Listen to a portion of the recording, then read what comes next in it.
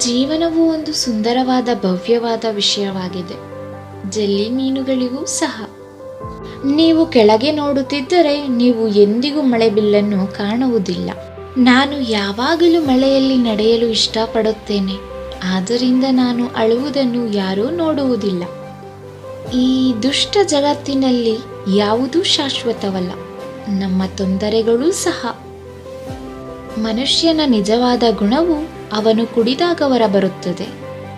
ನಾನು ನನ್ನನ್ನು ಪ್ರೀತಿಸಲು ಪ್ರಾರಂಭಿಸಿದಾಗ ದುಃಖ ಮತ್ತು ಭಾವನಾತ್ಮಕ ಸಂಕಟಗಳು ನನ್ನ ಸ್ವಂತ ಸತ್ಯಕ್ಕೆ ವಿರುದ್ಧವಾಗಿ ನಾನು ಬದುಕುತ್ತಿರುವ ಎಚ್ಚರಿಕೆಯ ಸಂಕೇತಗಳಾಗಿವೆ ಎಂದು ನಾನು ಕಂಡುಕೊಂಡೆ.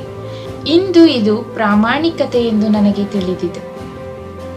ನಾನು ನನ್ನನ್ನು ಪ್ರೀತಿಸಲು ಪ್ರಾರಂಭಿಸಿದಾಗ ನಾನು ಭೂತಕಾಲದಲ್ಲಿ ಬದುಕಲು ಮತ್ತು ಭವಿಷ್ಯದ ಬಗ್ಗೆ ಚಿಂತಿಸಲು ನಿರಾಕರಿಸಿದೆ.